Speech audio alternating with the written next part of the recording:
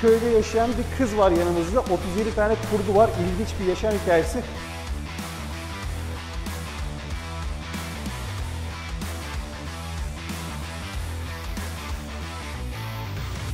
...37 tane Wolf Dog'un arasından yine 11 ülkenin turuna çıkıyorsa demek ki oldukça kategorisinde iddialı bir Wolf Dog. Hem iddialı erkek formunda bir dişi hem de annesi de babası da dünya şampiyonu. Peki daha önce katılmış olduğu yarışmalar ve almış olduğu dereceler var mı? Evet, komple Balkan ülkelerinde şampiyonlukları var zaten. Şu an 10 tane yaklaşık olarak ülke şampiyonu.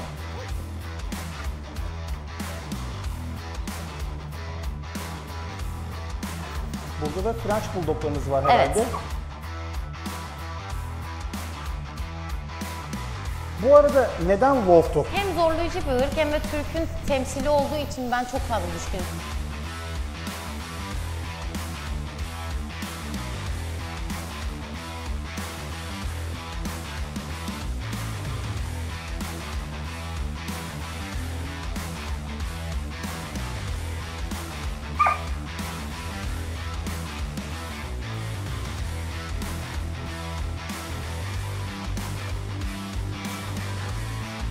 Bunun cinsi ne? Shetland Pony mi? Yok, Falaber bunların cinsi. Bunlar genellikle yanlış hatırlamıyorsam İrlanda'daydı ya da Fransa'daydı, ülke olarak hatırlamıyorum ama Bayağı küçük. hem çok küçük hem de 150 kiloya kadar taşıyabiliyor. Tarla sürmede kullanılıyor.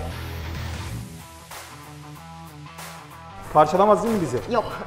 Mesela Neredeyse kulaklarında senin kadar tavşan secereler boyda. var. Vay Secere maşallah. numaraları var. Evet.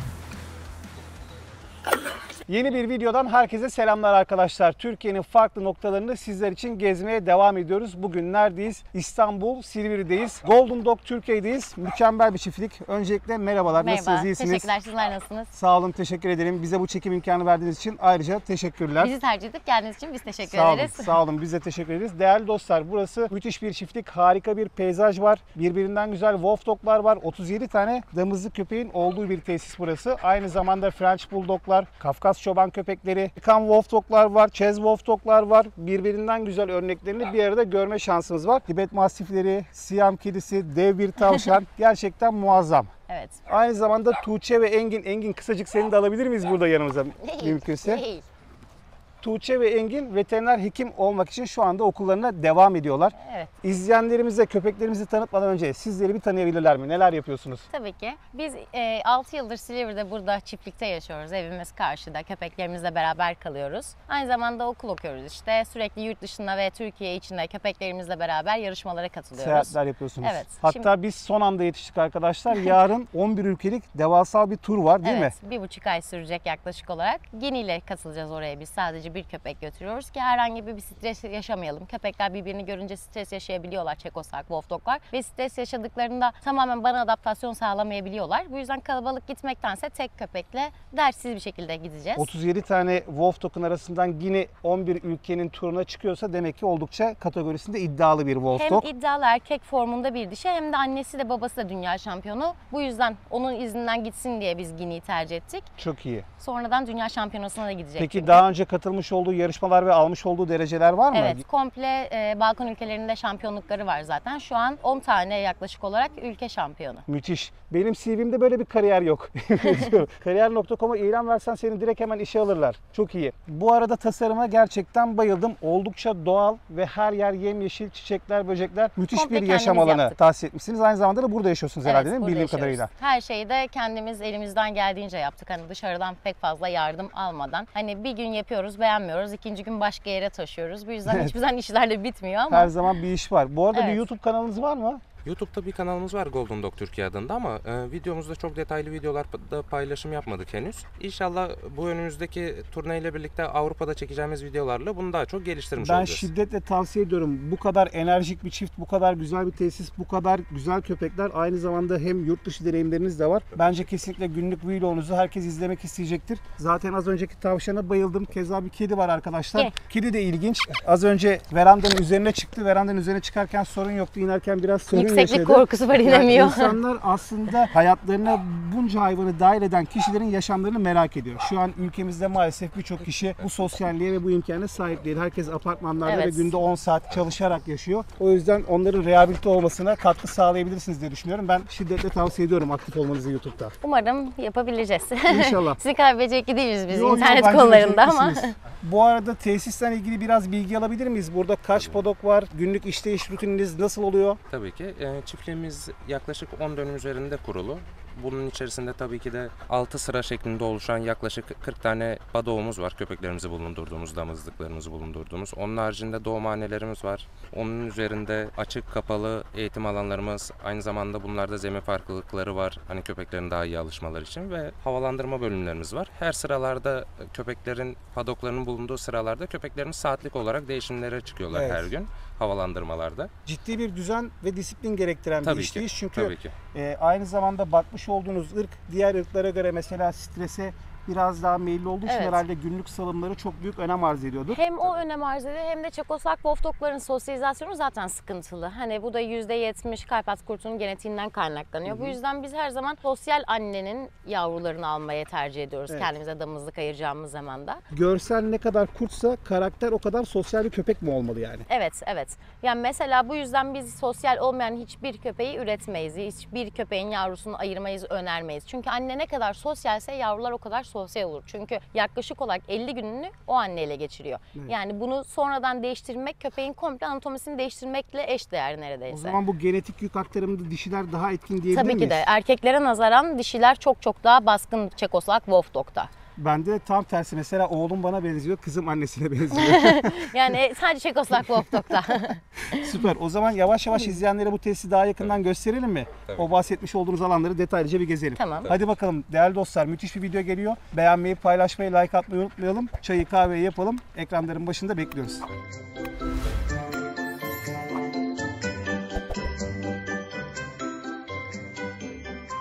Benim kurtlara karşı inanılmaz bir hayranlığım var. Yani çoban köpeklerine ne kadar hayransam kurtlara da o kadar hayranım. Yani Türklerin simgesi olmayı başarmışlar. Asaletleri ve zekalarıyla herkes tarafından tüm dünyada saygınlıkları kabul edilmiş olan bir ırk. Bir de kurtlarda şu var. Mesela Türk genetinde her şeyin irisi, güçlüsü seviliyor. Evet. Karpat kurtlarınla mesela bunların arasındaki fark nedir? Bu arada gerçekten yukarıdaki siyah Yani %100 şöyle kurt gibi söyleyeyim, görünüyor. bunlar Amerikan kurduyla Amerika yerli kızılderili köpeğinin laboratuvarda birleştirilmiş hali. Dünyada zaten bu ırk genetiğini taşıyan 53 tane Amerikan Northern Indian Dog var. Yani bundan sonra doğacaklar hariç tabii ki de. Şu an 53 tane sadece var. %98 kurt genetiği taşıyor. Biz DNA'yı sadece şeye yaptırdık. İsimleri neler bu Kingston'a arada? yaptırdık. Çatıdaki Kingston. Kingston'un kan oranı şu an %98. Evet, Kingston'da gerçekten kral. Bir de hocam sizi bulmuşken, bu kadar da bu konuda tecrübeliyken, kurtların beden yapısı bizim çoban köpeklerimizden ve normal köpeklerden farklı. Daha farklı bir göğüs yapıları var ve ön kolları birbirine daha yakın. Aynı zamanda da arka sağırları ön omuzlarından biraz daha yukarıda. Evet. Yani ben arazide vahşi kurtların kilometrelerce mesafeyi hiç yorulmadan akarcasına gittiğini biliyorum. Çok dayanıklılar. Ama bu göğüs yapısından mesela bu bana ilginç geliyor. Kambur olarak koşuyorlar. Açık alana saldığımızda da görürsünüz hiçbiri düz ya da normal formda durduğu gibi koşmuyor. Hepsi kambur. Ve özellikle Liz'de, beyaz olan da Ice'da hep kambur duruyor. Yani sadece şov duruşlarında normal duruyor. Onun dışında zaten bilekler neredeyse dönük gibi. Hani daha fazla çarpık. Ve Evet. bu yüzden sürekli mesela Kingston'u indireyim oradan aşağıya. Yanlarına girebiliyor muyuz? Girebiliyoruz ama sadece Liz üstünüzdeki işte eşyalara dikkat edin. Biraz oynar. Tamam, biraz oynasın o zaman ama çamur da var. Evet. Eyvah. O zaman bence O zaman girmeyelim. yeşil alana Salam alma saldığımızda. saldığımızda onlarla Mesela sosyalleşiriz. Kingston'un şimdi atlayışını görürsünüz. Hani sadece küçücük bir basamaktan çıkarmış gibi atlıyor. Peki bu ikisi Golden Dog Türkiye ailesine nasıl dahil oldular? Hikayelerini anlatabilir misiniz bize? Tabii ki de biz çok uzun zamandır istiyorduk. Fakat ne yazık ki daha 2-3 yıl öncesinden rezerve ediyorlarmış yavruları. Ve biz bu yüzden yavru bulamadık doğru düzgün. 2 yıl önce Liz'e yazıldık. Liz'i alabildik. Amerika'dan geldi. Amerika'dan Almanya'ya uçtu. Almanya'dan biz kendimiz gidip teslim aldık. Kingston'da Amerika'dan alınan anne ve babanın Çekoslovakya'da üretilmiş hali. Yani tamamen Çekoslovakya'da bireysel bizim gibi dünyada 5 üretici var. 5 üreticiden bir tanesi Hanna diye bir üreticimiz. Ondan aldık. Fakat Kingston'u aldığımda ben 7 aylıktı. 6,5-7 aylıktı ve bu yüzden pek fazla sosyal değil. Yani sadece bana karşı sosyal veya da sizin elinizde köpek varsa. Sizin elinizde köpek olsun, sizin üstünüze başınıza çıkar, onunla oynayabilmek için her türlü şebekliği yapar ama onun dışında siz kendinizi sıkıştırmaya kalkın, hayatta size dokundurmaz. Çok iyi. Bir de bu arada doğalarına yakın bir ortam oluşturmuşsunuz. İçeride Kingston için bunu yaptık çünkü kütükler var. İşte orada bir böyle aile kurt ini gibi bir in tasarlamışsınız. bunun sebebi de Kingston çok fazla sürü güdüsüne hakim ve sürüsünden olmayanı tanımadığı hiçbir eşi kabul etmiyor. O yüzden onun yerine burası yaptık ve sadece dişileri buraya salıyoruz. Dişiler normal kennel'larda kalıyor ama Kingston 7/24 burada yaşıyor. Dışarıya Harika. çıkmadığı sürece.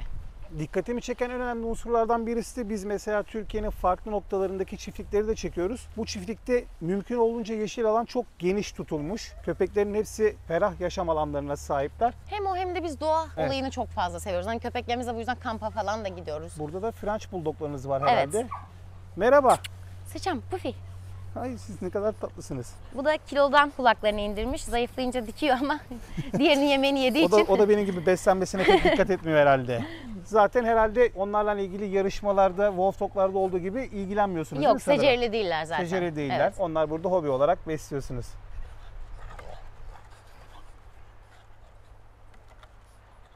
Ama kilosuna rağmen atlayabiliyor. Evet. Burada da Belikan tavşanlarınız var. Ben daha önce dev tavşan görmüştüm ama ırk olarak ismini bilmiyordum. Bunlar yavru daha. hangi ülkenin menşeine aitler? Bilginiz var mı? Yok, Yok. değil mi? Benim de yok. Ben Bulgaristan'dan aldım. Secere ünlü olarak O orada zaman bilenler yoruma yazsınlar üretiyorlardı. arkadaşlar. Tavşan uzmanları varsa yazsınlar. Şeyi biliyorum, bir videoda da onu söyledim. Sonra beni çok taşladılar, o yüzden Niye? söylemiyorum. Nesli tükenmek üzere olmuş Türkiye'de ve şu an nesli tükenmiş dedim. İnsanlar biz dağda görüyoruz, sen görmemişsin falan diye çok taşladılar. O yüzden yorum Dağda yapmıyorum. yabani tavşan çok var da böyle bir belikan ben Mesela- görmedim dağda yani. Alayım mı? Tabii ki de zahmet olmazsa size.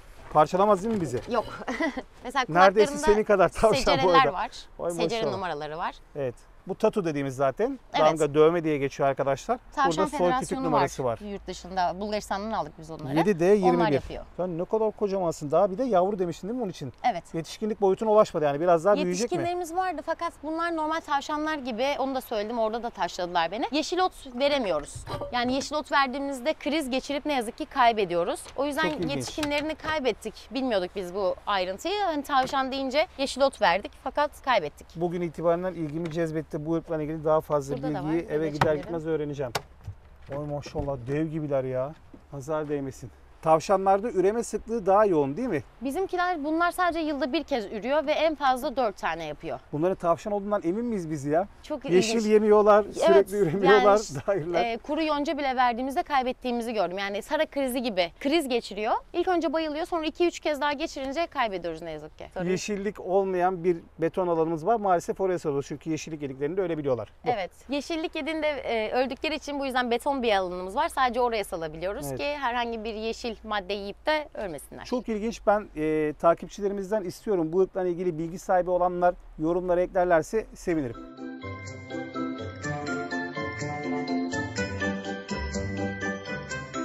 Bu arada neden Wolf Dog? Yani neden örnek veriyorum Golden değil, Boxer değil, Kangal değil de Wolf Dog? Hem zorlayıcı bir ırk hem de Türk'ün temsili olduğu için ben çok fazla düşkünüm. Çocukluğumdan beri çok aşırı derecede meraklıyım. Yaban hayvanlarına da aynı şekilde. Ve bu yüzden Çekoslovak Wolf Dog da bana hitap ediyordu. Daha zorlayıcı, eğitime biraz daha zor diye. Inessa, Merhaba. Inessa, Merhaba. Inessa. Burası sanırım günlük salım alanları mı? Tuvalet ve havalandırma alanları burası. Kafasını arı soktu da şiş orası. Merhaba. Mesela bu da sizin kendi üretiminiz mi yoksa? Evet, kendi üretimimiz Eftale ile Zora'nın yavrusu. Şu an kaçıncı batındasınız çiftlikte üretime başladığınızdan beri? Şu an F batımındayız. F. Evet. O zaman A, B, C, D, E, F, 6 bayağı ilerlemişsiniz. Gerçekten çok iyi. Bu Daha arada olacak. kafes tasarımları da oldukça hoşuma gitti. Değerli dostlar, padokların hem kışlık alanı var hem yazlık alanı var. Aşağı yukarı 10-12 metre civarında kapalı alanlar var. 15 metrekare civarında da arkada açık alan var. Ve ortadan bir koridor sayesinde gezim alanına çıkıyor köpekler. Orada da tuvaletlerini yapıyorlar. Onun haricinde salım alanının dışında mesela bu sosyalizasyondan bahsetmiştin ya, benim için sosyal wolf dog çok önemli diye. Nasıl bir teşvik mesaisi var bu işin sosyalleştirmede? Şöyle söyleyeyim, sürekli dışarıdan insanları ziyarete açığız. İnsanlar geliyor çok fazla merak ettiği zamanlar. Yani bu videoda da söyleyebilir miyiz o zaman? Golden Tabii ki Dog de. Kennel'a hangi günler ve saat aralığında sizi ziyaret edebilirler? Yarışmamızın Telefondan mı rezervasyon? olmadığı günlerin her zaman içinde saat sabah 9 akşam 5 arası gelebiliyorlar. Yani genellikle telefondan iletişim kurarak geliyorlar zaten ki hani hem konum atabilelim hem de biz burada olabilelim diye. Onun dışında sürekli 2 günde bir sahile ve kalabalık yerlere giriyorlar. Bu işin tabii sosyalizasyonunda farklı alan ve bölgeye de götürmek Tabii ki de, gerekiyor tabii değil ki mi? de. Yani Sesler, sürekli farklı alanlara götürüyoruz. İşte Yeşilköy'e gidiyoruz, kafelere gidiyor. Kalabalık kafeler genellikle zaten Yeşilköy'de kabul ediliyor. Bizim burada pek fazla köpeği kabul etmedikleri için. Yeşilköy'de mesela kafeye gidiyoruz, kalabalık ortamlara giriyor. Her 2 günde bir Silivri'de sahile iniyorlar. Orada fazlasıyla insan görüyorlar, çocuk görüyorlar. Parklara gidiyoruz, parklarda çocuklarla vakit geçirtiyoruz. Çoğu okul, anaokulu ve ilkokullardan ziyarete geliyorlar. Çocuklarla aktivite ediyorlar. O zaman izleyenlere salım alanını da göstereyim. Buralar depo alanları, mamalar bulunuyor orada. Bir de şu var, mama demişken beslenme konusunda nasıl bir düzeniniz var? Yani sadece mama mı yiyorlar yoksa çiğ et beslenmesi Hayır, çiğ et yapabiliyor musunuz? beslenmesi yapıyoruz. Kışın yapıyoruz çiğ et beslenmesini ki yazın daha fazla yorulmasınlar, proteini yüksek gelmesin diye. Yazın kuru mama, kışınsa tamamen bir hafta boyunca tamamen et, bir hafta boyunca etin suyuyla beraber kuru maması. Şunu söylüyorlar, siz de mesela aynı zamanda veteriner hekimlik okuduğunuz için soruyorum. Beslenmede doğasına en yakın beslenmenin mide pH'ını düşürdüğünü ve köpeklerin ömrünü uzattığını söylüyorlar. 2 tane ayrı görüş var. Yani kuru mama yiyen köpeklerin genelde 5-6 yaşında erken aramızdan ayrıldıkları, çiğ beslenme yapan köpeklerin de daha geç öldükleri söyleniyor. Ama aynı zamanda çiğ beslersen de parazit denilen bir sorun Evet, var yani diyorlar. biz mesela 6 aylık parazitler ya da 3 aylık parazitler zaten kullanıyoruz köpeklerimizde.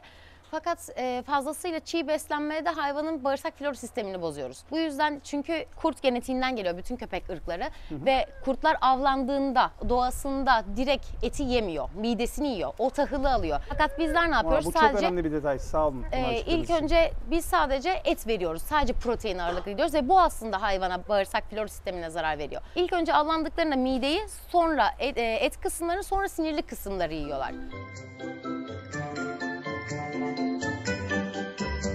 Peki sizin haricinizde de ilgilenen bir personel var mı burada, Evet, yoksa sadece var. sen ve Engin mi yürütüyorsun Yok süreci? var, arkadaşımız var Cuma. Bu bayağı iriymiş. Merhaba. Yani ben bu %100 kurt diyebilirim. Şu anki beden dili, bakışı, Evet, boynunu mesela bahsettiğim kısması. buydu. Ayakları, ön ayakların çarpık olmaları. Normal Çekoslovak'ta ya da köpeklerde bu yok. Çok güzelmiş ya. Aşık oldum buna. Arctic kurtla hiçbir bağlantısı var mı? Çok Evet, benziyor. hepsi zaten oradan üretiliyor. DNA'ları oradan kullanılıyor. O zaman şunu da açıklık getirelim. İzleyenlerimiz bunu algılamış olsunlar. Mesela Amerika kurdu dedik ya. Amerika, evet, yukarıda Alaska var ama aynı zamanda işte herkesin Yellowstone diye bildiği Timberwolf dediğimiz bir kurt var. Timberwolf'la Arctic kurt aynı kurtlar mı, farklılar mı? Yani o konuda hiçbir bilgim yok doğrusunu söylemek gerekirse. Yanlış bir bilgi vermek istemiyorum. Fakat Amerika'nın kendi dağda, bizim burada ormanda nasıl Çekoslovak Wolf Dog'a benzeyen kurtları var. Evet. Orada da siyah, beyaz ve gri tonlarında kurtları var. Evet. Ve onların DNA'larıyla üretilmiş bir köpek ırkı. Hani DNA'sı da zaten Mark Klemper'a ait. Sadece bireysel üretici olarak ve tamamen yasal olarak bütün DNA'sı, her şey Mark Klemper'ın adına düzenlenmiş. Evet, ben buna aşık oldum. Dişi herhalde, Evet. tahminimce. Şu an Ciddi anlamda omuz 12 aylık. yüksekliği olan, nereden baksanız 80 santim civarında bir dişi. Daha da büyür diye tahmin ediyorum herhalde. Patileri falan da dev gibi. 2 yaşına kadar gelişim sağlıyor. Peki Ice'la aynı zamanda mesela ilk gördüğümüz Amerikanlar Kingston, da değil mi? Kingston ve Liz. Kingston ve Ice Amerikan. Evet, Diğerleri Chess. evet. Aralarındaki farklılık nedir bunların? Tamamen zaten görsel olarak da farklılar. Amerikanlar çok daha iri oluyor Çekoslovak Wolf Dog'lara nazaran. Ve Çekoslovak Wolf Dog'ların %50 ile %70 arası kan oranı en fazla yükseliyor. Fakat Amerikanlarda %90'ın üzerinde. Evet, Yani yani Kingston'un kurt genetiğine %98. daha fazla yakınlar değil mi? Evet. Çünkü herhalde bu üretim zamanıyla mı alakalı? Chess Wolf Dog'lar daha önce mi üretilmeye başlanmış? Tabii ki de Çekoslovak Wolf Dog'lar FCI tarafından kabul edilmiş. Yani bu da demek oluyor ki en az 20 tane kan attığının, 30 tane kan attığının farklı olması demek. Amerikanlarda o yok. Biz mesela bu yüzden Ice'a bir erkek alamadığımız için tek akrabalık bağı olmayan Kingston'la ileride çiftleştireceğiz. Yani 3 tane toplam kanatı var şu an birbirlerinden farklı. Evet, inşallah ben de bir gün bizzat Kanada ve Amerika'ya gitmeyi Rabbim nasip ederse orada orijinallerini de çekeyim istiyorum. Ama orijinal boyutlarına neredeyse birebir aynılar değil mi? Evet, Yani doğadakilerde 3 aşağı 5 yukarı bu 2 boylarda var. yaşında tam olduğunda tamamen o görüntüye sahip oluyor. Yetişkin bir kurt halini almış olacak. Ice, bayıldım sana. Çok güzelsin. Ice, görüşürüz. Biz çiftliği gezmeye devam ediyoruz. Kocamansın ya. Erkek bozan dişi diye bir tabir var bizim çoban Evet. köpekçiliğinde. Bu da öyle, erkek bozan dişilerden. Biz onu Gini için genelde kullanıyoruz Çekoslovak'ta. Evet, Chess Wolf Dog'da da o öyle değil mi? Evet. Chess Wolf Dog için bunlar ırk standartlarının örneğidir diyebilir miyiz? Evet, tamamen Kafa, yükseklik olarak. tamamen dişi olarak Eftalya zaten şu ana kadar koruma eğitimi var Eftalya'nın. Bu yüzden alanını size karşı şu Eftalya, an koruyor. merhaba, merhaba, merhaba. Gel bak, gel. Konuşalım Elini seninle. hiç çekmeden uzatırsan şey yapmaz. Merhaba, korumaz sana merhaba. karşı. Tamam, çok güzelsin. Çok Eftalya güzelsin. tamamen dişi formatında olan ve FCI'nin bütün kurallarına uyan bir dişi. Şu anda zaten Adım atışları olsun yaz normal. tüyüne girmiş. Evet, evet. O daha Sürekli tarayıp tamamlamamış. yıkadığımız halde hep bu şekilde. Aslında John'un da şu anda tamamen yazlık tüyleri. John bu kadar çıkarıyor. Sana kızdı Çağan. Çekme beni diyor. Ne oldu? Mesela bizim Avrupa kurtları ve boz kurtlar genellikle bu renkte. Ama Kanada, Amerika'ya gittiğimiz zaman dediğin gibi kutuplara yaklaştıkça siyah, gri ve beyaz renkler görünebiliyor. Bu arada Nikon'un videosunda da ben bir gri kurt görmüştüm. Sanırım Evet, o şu anda aramızda Lemon'a. değil. Büyük O da çekmecede müthiş şu bir an. kurttu. Ona da hayran kaldım. Rengi çok güzeldi. Çok hoşuma gitti. Burada da bayağı iri bir erkek var. Erkek mi o? Evet, erkek. Mesela Chess Wolf Dog'a göre birazcık daha heybetli ve yüksek görünüyor. Sanki Daha Amerikan junior gibi. aslında, 11 aylık. 11 aylık olmasına rağmen mesela gerçekten iri bir erkekmiş. Hey! Şu an elinizdeki en iri erkek bu mu? Chess Wolf Dog'larda. Bundan daha irisi var mı? Yok. Gerçekten Zoran var büyük. fakat Zoran artık bizim emekli tayfamıza ayrılacak seneye. Merhaba. Hakim. Merhaba. Ne kadar Çok hareketlisin sen. Ne hiperaktif. kadar hiperaktifsin. Gel. Hakim ismi. Gel, Seslenirsen konuşalım. direkt gelir. Gel. Tabii bunlarda mesela sosyallik inanılmaz gelişmiş durumda. Evet. Çünkü Wolf Dog besleyen birçok kişide o sorunu görüyorum. Hayvan kendisinden bir şekilde bir bağ kuruyor ama az önce bahsetmiş olduğun sorunları yaşıyorlar. İşte çarşıya alıp gidemiyor, yarışmaya katılamıyor. Bu anlamda Yani kendi alanında başkası ziyarete geldiğinde bile koklayıp yalayabiliyor. evet. Yani bunun sebebi de işte sürekli biz dışarıda da sosyalizasyonlarını devam ettiriyoruz. Kampa götürüyoruz. Kampta serbest olarak bizle beraber denize gidiyor. Oradaki insanların bile yanına yaklaşmıyor. Sen ne zaman gideceksin yarışmalara? He? Çok hoşuma gitti. Yani fiziksel anlamda güçlü, iyi bir erkek olacak gibi görünüyor 2 yaşını geçtikten sonra. Şu an genç olmasına rağmen formu oldukça güzel. Bir de dikkatimi bir şey daha çekti. Evet. Sanki Wolf Dog'ların ön ayakları Amerikanlara göre biraz daha Geniş Geniş, göğüs yapısına evet, değil mi? sahipler. Evet. Başı. Başı Çekoslovak'ta çok nadir bulunan uzun tüylü fakat şu an tüy değişim dönemine girdiği için belli olmuyor. evet. Başı. Şey gibi mi? Romanya kanatlı. Alman kurtlarında da long Evet, evet. hair, short Ama hair deniliyor ya, binde onun bir gibi. çıkıyor. Yani mesela Romanya'dan biz bunu almak için çok uğraşmıştık. Üreticisi de vermek istememişti. Chess Wolf Dog'un uzun tüylüsü. Evet, elini uzatabilirsin. Direkt Merhaba. sever. Merhaba. Çok güzelsin. Peki günlük beslenme tabloları nasıl? Yani şu anda ortalama yetişkin bir Chess Wolf Dog kaç gram Biz mama tüketiyor? 1 kilo veriyoruz. Sabah 1 kilo. 500 gram, akşam 500 gram veriyoruz. O zaman ciddi bir burada Evet, mama maliyeti var. fakat şu anda mesela protein oranları daha yüksek ve daha kaliteli üst düzey bana göre mama Çekoslovak Wolf Dog'larda. Bunun sebebi de zaten Çekya'da üretiliyor. Üretimhanesi Çekya'da ve Çekoslovak Wolf Dog'ların hepsine Çekya'da Brit kullanılıyor. Bu yüzden Brit'teyken şu anda 500 grama düşürmek üzereyiz. Yaklaşık yavaş yavaş ona geçiyoruz. İşte sabah 250 gram, akşam 250 grama dönüyoruz. Çünkü Brit Care'in protein oranı çok yüksek. Ve Çekoslovak Wolf Dog'lar doyup tabanda bırakmayı daha yeni öğreniyorlar Brits'le. Ondan önce kullandığımız mamalarda ne yazık ki bunu göremiyorduk. Memnunsun yani bundan. Brit Care'dan çok memnunum, evet. Burada da müthiş bir yeşil bir alan var. Bunu niçin kullanıyorsunuz bu Genellikle alanı? fotoğraf çekmek için, görsel olsun diye kullanıyoruz. Onun dışında da yavruları ilk anneden ayırdığımızda da burada yeme alıştırıyoruz. Mama kapları demirlere takılabiliyor. Yüksekten yemek yemeyi öğrensin diye ve burada onların sandalyeleri var, gösteririm. Hareket ediyor. Bu zeminde fazlasıyla hareket ettiği için ilk biz tasma eğitimini verip de köpeklerimizi teslim ediyoruz. Bunun için de ilk önce tasmayı boynunda bırakıp elden yemek besliyoruz ve sürekli sallıyoruz. Hani herhangi bir şekilde düştüğünde ya da gezerken bir sorun yaşamaması için tamamen çim alığı yaptık burayı da. Yani bu müthiş profesyonel bir yaklaşım. Çünkü birçok kişi bırakın köpeğinin tasma eğitimini vererek teslim etmeyi yavrunun, hiç aşılama yapmadan 30 günlükken veriyor. Yok. Biz 3 aşı yapmadan, 2 dozda iç dış parazit yapmadan vermiyoruz. 2 doz iç dış parazit, Primadok, Karma 1, Karma 2 yapıyoruz. Neredeyse 2,5 aylık bir süreç bu zaten, Evet, bahsettiğiniz süreç. En erken 65 Evet. günlük alabiliyorlar. Merak ettiğim bir konu daha var. Tabii. Wolf Dog'larda da kurtlardaki gibi yavruya mesela 20 günlüğe kadar annelerini emiyorlar.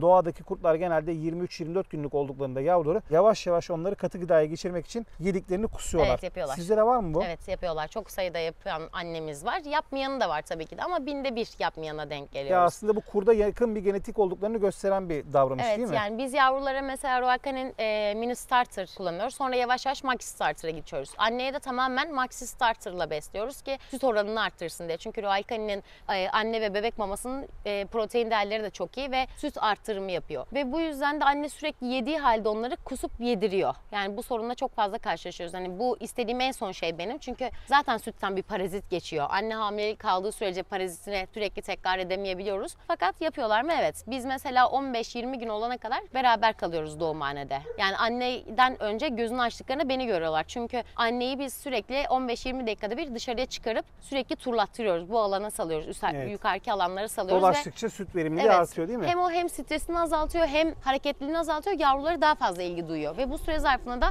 sürekli hoparlör açık oluyor içeride.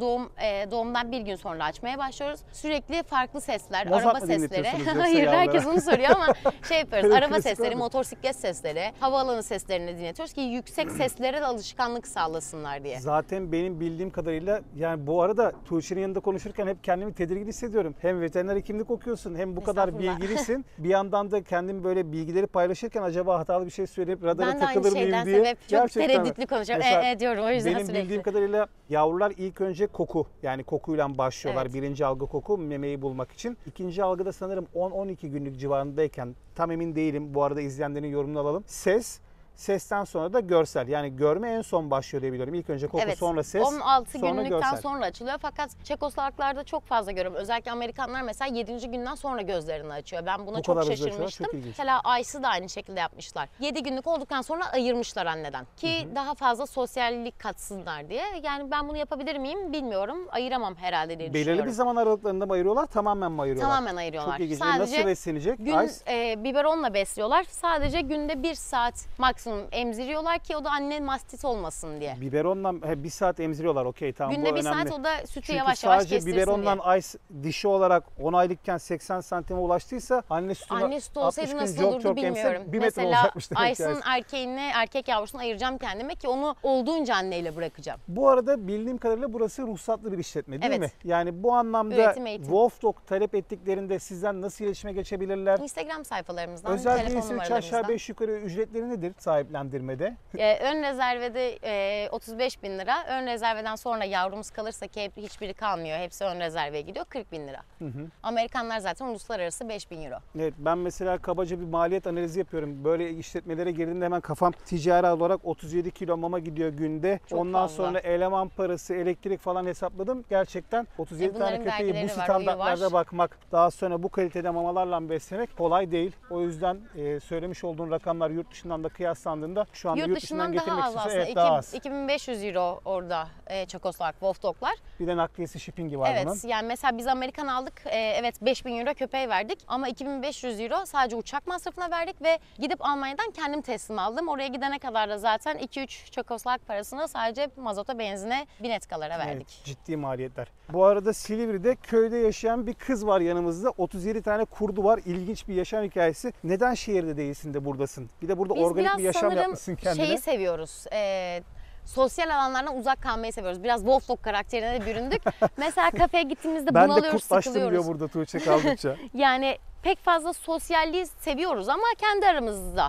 Hani dışarıdan geldiğinde doğa hayatını daha çok seviyoruz. Kamptı, Evet. oydu buydu ki ben çocukluğumdan beri de kamp alanlarında büyüdüm. Benim babam da çok fazla kampları sever. Hani bu yüzden daha fazla şehirden uzak hayatı seviyoruz. Hani apartman ve kalabalık alanlardansa doğayla iç içe olmayı Bu arada seviyoruz. Engin eşin değil mi? Evet, Bildiğim kadarıyla eşim. evlisiniz. Evet. Zaten beklenen bir sonuç. İkisi de aynı zamanda hayvanseverler. İkisi de kurtlara karşı meraklı. doğada Birbirimize tam yaşıyorsunuz. denk bulmuşuz. Evet.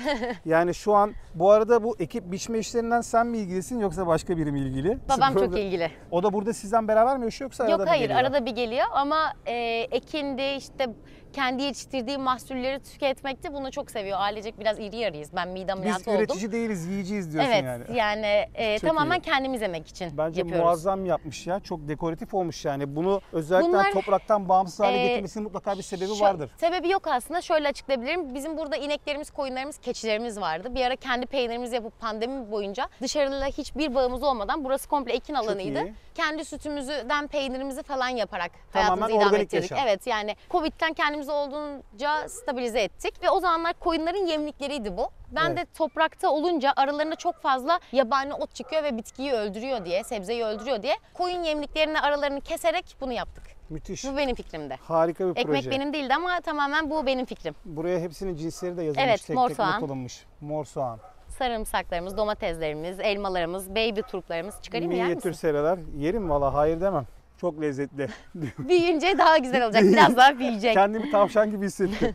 Marullar da junior herhalde. Burada her şey baby büyük olasılıkla. Marullar da Bu arkadaşlar. otoklarımız daha büyük dursun diye. Yani az önce Tuğçe turp yedireceğim dedi bana. Turpun çapı yarım santim yoktu. Marullar da bu kadar kalmış. Bunlar da baby marul mu? Yeni ektik ama Ha, o yani yüzden. öyle düşünelim. Tamam, turp Şeyler çok var. küçüktü. Mantarlarımız da var. Size giderken mantar toplayayım mı? Yer Olur. misiniz? Yok, yemeyiz. Evet. Kafanı eğerek geç. Bu arada doğumhanelerin her birine doğum gerçekleşeceği zamandan önce bir hafta kala yapıyoruz bunu ki güneşten ısınıp da bozulmasın, herhangi bir alkolü gitmesin diye. Dezenfektan Evet. koyuyoruz ve buraya dezenfektan havuzuyla beraber suyu koyuyoruz. Sadece benim ayağımın geçeceği gibi yaptık. Benden başkası girmesin Girmiyor diye. doğumhaneye. Kafanıza aman dikkat edin.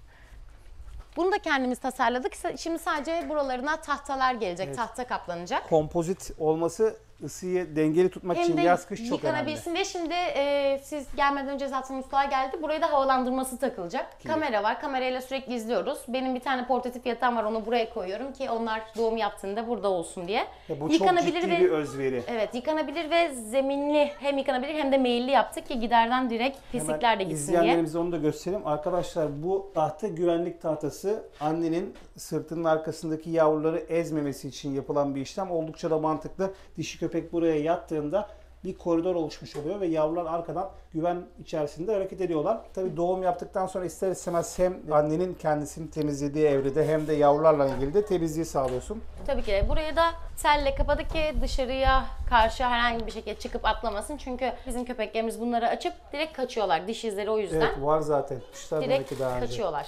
Gerçekten doğumhane oldukça profesyonel. Peki hiç kompozit panel yetiyor mu? Isıtıcı kullanmana gerek kalmıyor değil mi kışın? Webasto'muz var. Kışın var. diğer kafeslerin de hepsi Webasto ile ısınıyor. Bütün kafeslere Webasto sistemi var. Aynı anda o zaman şu anda 4 dişin doğum yapsa hepsine rahatlıkla bakabiliyorsun değil Evet, mi? zaten 4'ten fazlayı aynı anda hiçbir zaman eşlemiyoruz. Mesela gebe dişim var burada. Sevebilirsin de. Çok sosyaldir, kardeşimin köpeği. Merhaba. Sasi. Kurtlar hamileliklerini belli etmiyorlar diyorlar. Mesela sen gebe dedin. Aslında Normal bir belli köpek ediyor çünkü en arka tarafındaki, en sondaki göğüsleri şişiyor fark edersen. tabii bir Sadece karında o. sarkma ve bir kilo var ama mesela diğer köpeklerdeki gibi Yayılmıyor. memeleri çok ortada Bir değil. de ilk doğum olduğu için de bu gerçekleşiyor. Mesela diğer köpeklerimiz var. Kerry'nin artık 4. doğumu ve bu yüzden direkt karnı davul gibi kalıyor. 13 Peki, tane doğum yaptı en son. Annelik içgüdüleri nasıl? Her dişi de aynı annelik içgüdüsünü yakalayabiliyor musun? Hayır, Biz çoban köpeğiyle yakalayamıyorum. yakalayamıyoruz Ben bunu. de yakalayamıyorum. Kimisi mükemmel anne oluyor, kimisi Mesela yavruda o sorun yaratabiliyor. başı dediğim köpeğim yavrulasın. Hepsini teker teker sizin kucağınıza taşıyor. Ne yapacağım ben bunu deyip Hayır getiriyor. herkesi sevdirmek için getiriyor. Hani o kadar sosyal bir anne daha hayatımda görmedim. Fakat Eftalya mesela bütün yavrularını kıskanır. Eftalya havlayan video çekerken açık yerdeki. O yavrularını kıskanır mesela, hiç kimseyi ben hariç yanına sokmaz. Yavrularına ben harici biri olmadığı sürece bakmaz. Yani sadece ben bakarsam bakar. Onun dışında yavrularla işi yok. Hani ben doğurmuşum gibi davranıyor ne yazık ki. Babaları kim bu arada? John'la Dick'in eşleşmesini gerçekleştirdik. Kanatlarında hiçbir şekilde karşılaştırma yok diye. Tüm köpeklerin ismini biliyor musun ezbere? Evet, hepsini. Çok Yüzlerinden iyi. de tanıyorum. 37 tane isim ben aklımda tutamazdım şahsen. Merhaba. Kaç günü kaldı doğumuna? 14 Mayıs'tan sonra doğum yapacak. Hadi. Çak, bravo sana be. Çak. Aferin sana. Sen ne kadar güzelsin ya. Maşallah sana. Yavruların hepsi rezervede mi? Hala Şu an rezerveye açık 2 olan dişi var mı? rezerveye açık 2 dişi sadece. rezerveye açık. Peki. Bu da bizim hemen bunu da anlatayım. Tamam. Bizim köpekleri yukarıda açık alana taşıdığımız el arabası bu. Bunun içinde taşıyoruz. Bunun sebebini de şöyle anlatayım. Giderken tıkır tıkır tıkır tıkır ses yapıyor ya. Evet. Sonradan yavruları verdiğimizde, hayır dağıttım. Sorun yok. Yavruları Ben verdiğimizde çekeyim mi? Örneklendirmemi ister Çekebilirsin, misin? evet. Tamam, böyle çekiyoruz.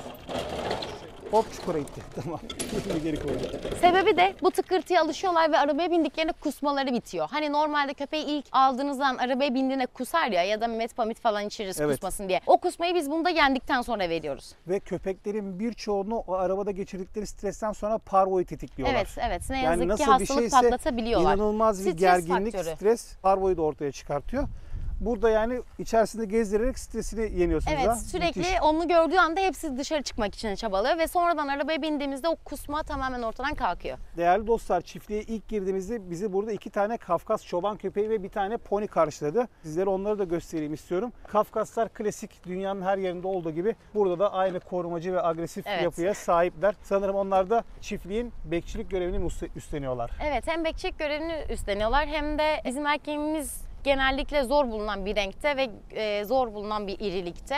Hani dişimiz standart FCA'ya uygun tamamen bir dişi ama erkeğimiz çok heybetli ve tamamen eğitimli, yani tasmayı taktığın anda solundan bir damla öne gitmez, bir gıdım Çok ilerlemez. iyi. Bu arada tasması ve zinciri yeterince sağlam mı? Evet, Yaklaşıyor sağlam. bize. Yok, hiçbir şey yapmaz ama arkanın önüne sevmen bitince sinirinden ağacı ısırıyor. Allah Allah. Görürsün şimdi onu. Hatta diş izleri de var. Sevmeyi bırakıp geri döndüğünde çıldırıyor. Bana kendisini sevdirir mi Sevdirir, diyorsun? sevdirir. Aslan gibi görünmüyor mu ya? Gerçekten çok ürkütücü görünüyorlar. Ben Kafkaslarla ilgili kötü deneyimlerim var genelde. Genellikle Ukrayna'da bir hepsi seyahatimde çok stresli. ciddi bir böyle saldırıya maruz kalmıştım. Mesela dişi yapar bizim ama erkeğimiz yapmaz. Tanışalım mı yapabilirsin, senin? direkt İsmi ne bu arada? Rex. Rex merhaba. Direkt yaklaşıp sevebilirsin. Herhangi bir şey yapmaz. Yapacak olsa ben hayatta Gel. önermem. Merhaba.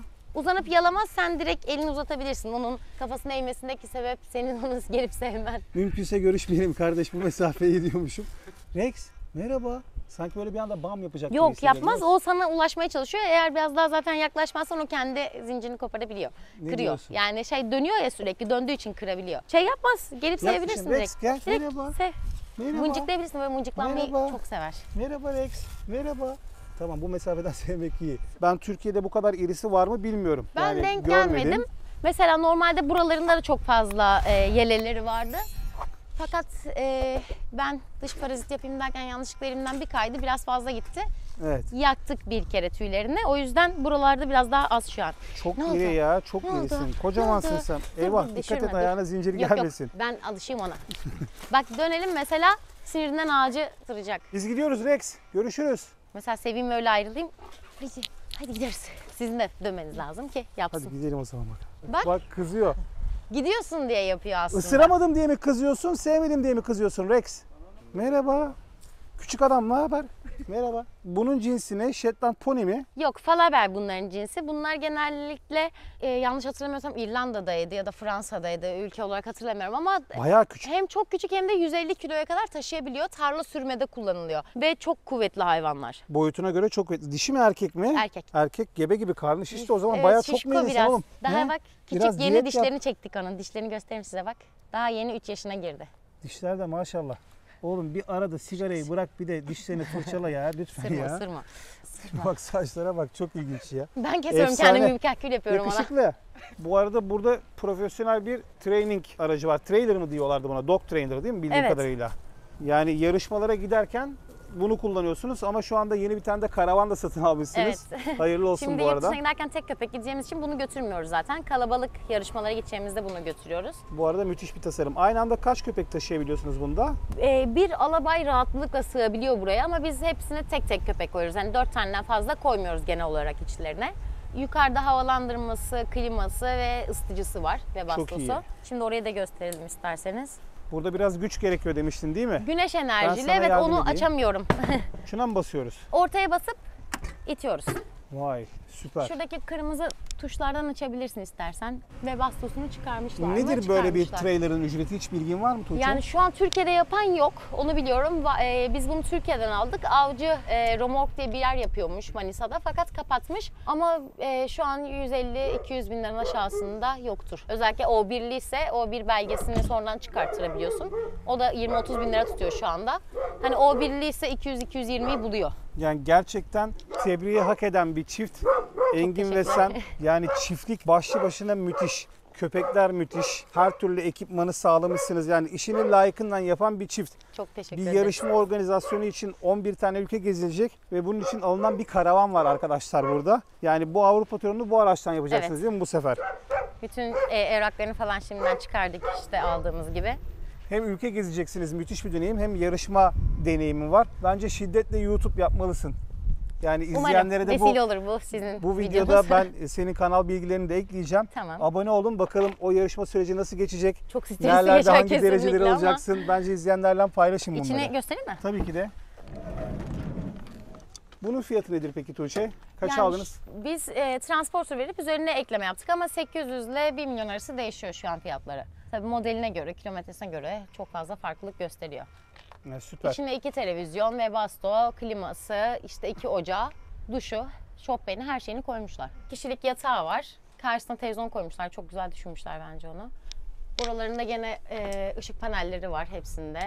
Şuradan açabilirim de diğerlerini. Şu an Ehliyet var mı? açık Sen olduğu de için. sürüş yapacak mısın? Evet, Yoksa Engin tek mi mecburen gidecek? yapacağım çünkü çok Yapmalısın, uzak çok uzun yol. kilometre. Burası da açılıyor. Burası da 2 kişilik yatak oluyor. Bu buradan çıkıyor. Yanında cırt cırtlı şeyi var. Şu çekiliyor. Komple buraya kadar yatak oluyor. Banyosu, Harika. tuvaleti, duşu, her şey var. Karavanın tasarımını Köken Plaza Köken yapmış Plaza. arkadaşlar. Afyon. Bu anlamda da Tuğçeler yoğun bir araştırma yapıyorlar ve bu firmadan oldukça memnunuz Evet, yani diyor. tek güvenilir gerçekten açıkçası karavan firması. Tam bir fiyat performans aracı. Şu anda çünkü 10 yaşındaki arabaların fiyatları 700-800 Evet, bin liraya gerçekten çıktı. öyle. Bu anlamda karavan bize de lazım aslında. Şurada da köpeğimiz için işte şey yaptık kendimiz. Onu da göstereyim. Burada normalde masa vardı fakat biz masayı çıkardık. O yüzden bu delikler hani portatif takılıp çıkarılabiliyor ama çok fazla masayla Bunu siz eklediniz ihtiyacımız değil mi yok. sonradan yani? Yok, bunlar da içindeydi. Burada Vardı. da büyük bir masası var tek oturmak için. Ya da burada açıkken oturup herhalde yatarken yemek yemek için yapmış olabilirler. Emin değilim tam o masayı ne amaçla yaptıklarına. Ama bizim masa yeteri kadar var diye şey yapmadık. Burada temiz su deposu var. Burayı köpek için kendimiz yaptık. Yani Ulaşamayacağı şekilde. bu nasıl Bu bir sol sevgi, tarafında bu nasıl tüpler bir aşk var. abi? Yarışmaya gideceğim diye karavan al, kurdu altına koy, üstünde uyu. He? Güvenli olsun ama diye. Çok iyi. Hayırlı olsun. Çok güle teşekkür güle ederim. kullanmanız dileğiyle. Kazasız Kullanamadım belasız özür inşallah kanka. ben de kullanacağım ya. Aslında burası daha önce biz koyun, inek bakarken kesimhaneydi. Evet. Kendimiz yaptık burayı. Betondan değil, tamamen arkasında alttan gösterelim. Demir platform üzerine kurulu, prefabrik gibi.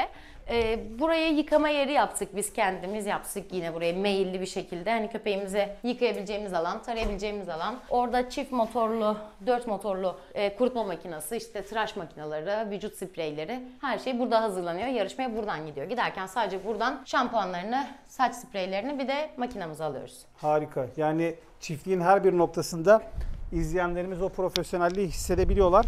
Bu arada izleyenlere yarışmayla ilgili değerlendirme kriterlerinden de ben de burada bahsetmek Tabii. isterim. Bu arada ben de aynı zamanda kendim hakemim. Uluslararası Köpek Irkları Kronoloji Federasyonu'nda. Mesela ırk standartlarına bir köpek sağladı diyelim. Ringe girdiği andan itibaren ben hakem olarak nelere dikkat ediyorum? Bir, köpek o ırk standardına sahip mi? İkinci kriter ne? Görsel anlamda kondisyonu, tüy formu, kilosu, sağlığı, neşesi yerinde mi? Bunlara dikkat ediyoruz. Devamında ring içerisindeki özgüveni nasıl? Kendini teşhir etmesi, duruşu nasıl? Mesela sen de bir handler olarak, aynı zamanda bu yarışmalara katılan birisi olarak bu süreçte köpeklerini nasıl hazırlıyorsun Ben yarışmalara? sürekli motivasyonunu yüksek tutarak alıştırıyorum ve hiçbir zaman şey yapmıyorum. Hani genellikle yola çıkacağında köpeği bir gün önceden yemeğini keserler. Herhangi bir boğulma tehlikesi olmasın falan diye. Fakat benim köpeklerim zaten bu konuda iyiler ve artık bunu atlattıkları için herhangi bir istifra durumu, kusmaları olmadığından dolayı ben hiçbir zaman at çıkarmıyorum ringe. Hayvansal gıdalar kurtulmuş satılıyor. Konsantre yem gibi bir şey yani o zaman Gibi, mantıken. evet. Bunlarla beraber sadece eğitimini tamamlıyorum. Yarışma boyunca hep elimde ya da cebimde, çantada oluyor. Kokusuyla beraber motivasyonunu Burada arttırıyorum. Özür dileyerek böldüm. Bu arada köpeklerinin yarışma süreci nasıl oluyor? Nasıl hazırlıyorsun köpeklerini Şöyle yarışmaya? hazırlıyorum. İlk başta zaten baby klasmanında bizimkiler puppy klasmanında girdiği için oradan doğru küçüklüğünden beri hep sol tarafımızda bizi geçmeyecek şekilde ödüllendirerek, ödül mamalarıyla devam ediyoruz. Sol tarafımızdan asla ayrılmayacak, bizi takip etmeyi öğrenecek. Hani bunların hepsinde zaten O zaman birinci kural köpek gezdirme, yani yarışma kayışında ve tasmasındayken handler'ın yani tutucunun solunda olacak. evet Doğru her mu? zaman Birinci sol aşama bu. tarafımızda olacak. İlk önce bunu öğretiyorsun. İlk başta bunu ölçüyorum. Onu da çok basit. Tasma elimdeyken ya da serbest bırakıyorum. Hep sol elimle besleme yapıyorum. Bu sefer sol elimden geldiği için zaten sağ elime yönelmiyor köpeğim. Hep sol tarafımı da alıştırarak devam ediyorum. Bizim Çekoslovak Wolf Dog'ların düz açı, hızlı ringe girmesi gerekiyor. Yavaş girdiği zaman o açıları tamamen sergileyemiyorlar. Çünkü tamamen makas şeklinde dik açı olması gerekiyor bizimkilerde. Hakemler bazen yavaşlatır mesela, yabancı hakemler özellikle. Ayak vuruşlarına iyi bakabilsin diye. Fakat bizde şu şekilde at gibi vuruşlar tamamen yasak. Hani paddle'da, onda, bunda, herhangi bir ırkta bunlar serbest olabiliyor bazen. Fakat bizde yasak olduğu için biz ringin dışında koşmaya başlayıp ringe koşarak giriyoruz birden hakemle göz göze geldikten sonra ki açılarını tamamen gösterebilsinler. O açılar için de bizim tahta platformumuz var. Onun üzerinde alıştırıyoruz. Ayna koyuyoruz karşıya. Onları da zaten gösteririm. Aynadan 4 ayağını sürekli hazırladıktan sonra ödülünü veriyoruz. Evet. Hani bütün her yerine temas ediyoruz köpeğin, düzeltiyoruz. Düzelttikten sonra bravo diye motive edip de veriyoruz. Show yemeklerini. position dediğimiz, yani show duruşuna geçiyor Evet. değil mi? İlk önce giriyor köpek ringe, bir tur atıyor. Hakem tarafından işte testis kontrolü, daha Evet. sonra çenedeki diş basışının doğruluk kontrolü yapıldıktan sonra show position dediğin Evet, show duruşuna kulaklarını alıyorsun değil mi? güzelce dikiyor mu diye sesler çıkarıp eline sallıyor. Köpeğin onu takip etmesi gerekiyor. Takip etmediği için uyarı aldığım köpeğim de oldu. Hani uyuyor bu köpek, uyandır bir şekilde diyen yabancı hakemlerimiz de oldu. Gerçekten handler için oldukça stresli bir süreç, çünkü ilgilenmiş olduğun ırk zaten Czech Wolf Dog. Evet. Bu anlamda mesela yüzlerce yıldan bu yana FCI genetiğinde üretilmiş olan köpekler var. Mesela Best in Show almaları. Bu arada değerli dostlar, Best in Show yarışmaya katılan tüm ırkların birincilerinin arasından o yarışmanın en iyi köpeği. Yani en iyiden kastım, o yarışmada herhangi bir ırk bu seçilebiliyor. Czech Wolf Dog'larla hiç Best in Show başarın oldu mu? Çok fazla oldu. Çok Yani iyi. birinci de olduğum oldu, ikinci ve üçüncü olduğum da oldu. Ama genellikle hep çıktım. Yani çıkmadığım bir yarışmam bir kere oldu. Onda da işte dedim ya, hani ilk başta konuya girdiğimizde kalabalık gitmiyoruz. Çünkü ilk açılış videomuzda söyledim. Hani stres yapıp da beni ekarte edip de diğer köpeklerle iletişim kurmaya başlıyorlar. Bu yüzden kalabalık gitmeme sebebim bir kere Şile yarışmasında oldu. Resmen tokatlandım. Yani köpeklerim sanki ilk defa yoldan geçen bir köpeği almışım gibi davrandı. Bunun sebebi de 2 baskın erkeğe götürdüm. Onların gerginleşmesinden sebep dişilerim de erkeklerim de beni ekarte etti. Evet, işte bu sefer de ne oluyor? Hayatın kalıcı öğrenme yöntemlerinden birisi Evet, yaşayarak acı öğrenme. gerçeği En kalıcı yaşayarak öğrenme yöntemi. öğrendim. Bu arada kazandığın kupaların arasında Dünya Şampiyonası kupası gibi devasa bir kupa vardı. Evet, Onun hikayesi Top nedir? Dog, yani 2022 yılında en çok uluslararası ve Türkiye içi ödül alan köpekler arasında ikinci seçildim. Çok iyi. O da işte Şile yarışmasına çok tokatlanınca birinci seçilemedim, kaçırdım o fırsatı diye Demek ki bu düşünüyorum. yaşadığın tecrübeler seni doğru yöne Evet, itmiş ki 2023'te çok bir daha iyi olacağım, çok başarı eminim. Yani şöyle Çok söyleyeyim, iyi. 2022 yılında bütün federasyonda katılan köpekler arasında ilk 5 kategoride ikinci oldum. Çok iyi. Bu arada gerçekten muazzam bir çiftsiniz. Hem birbirinize de teşekkürler. yakışıyorsunuz. Engin, seni de böyle alabilir miyiz? Gerçekten örnek istersen teşkil eden bir hayvansever aile. Pırıl pırıl 2 tane kardeşimiz, veteriner hekimler, yakında mezun olacaklar. Bu arada tahminimce kendi köpeklerinizden ilgilenmekten dışarıya klinik hizmeti veremeyecek durumda Bizim olacaksınız diye veteriner düşünüyorum. hekimimiz orada, davet edeyim isterseniz Süper. onu da. Siz de alabilir miyiz böyle? Bütün her şeyimizden sorumlu, bizim her zaman Merhabalar. yanımızda olan. Siz de tanıyabilir miyiz? Fırat, ben veteriner hekimleri. Akrabalık bağı var mı? Yok. Manevi olarak. Çünkü az önce Tuğçe biz videoya başlamadan önce dedi ki bizim ailede herkes veteriner Evet, hekim. halam, eniştem. Fırat abi benim manevi, hani kendi abim olsa herhalde bu kadar severim. Peki okul bittikten sonra o zaman yine çiftliğe devam mı, yoksa klinik Bitemiyor. açma? Yani Bitemiyor. bitememesi sebebi girmedik sınavlara falan hiç. O zaman hayırlısı. Yani inşallah. Zaten 10 numara bir yer yapmışsınız yani kendinize. Fırat Sungur gibi Maaş- bir kaliteli veteriner hekimimiz varken dedik hiç okumamıza Bizim- gerek yok. Süper. Harika. Başarılarınız daim olsun. Çok teşekkür ederiz. Biz de sizi ağırladığımız için çok mutluyuz. Yani ben yurt dışında da farklı tesisleri birkaç kez çekme şansım oldu. Ülkemizde, yani kendi ülkemizde bu kadar güzel tesisler çektiğimde ayrıyetten çok mutlu oluyorum. Çünkü birçok çiftlik konusunda ön yargı var. Haklılar da izleyenlerimiz. Köpeklerin küçücük kafeslere tıkılıp sadece para kazanmak uğruna üretildiği bir endüstri de var bu pet Aynen. endüstrisinde.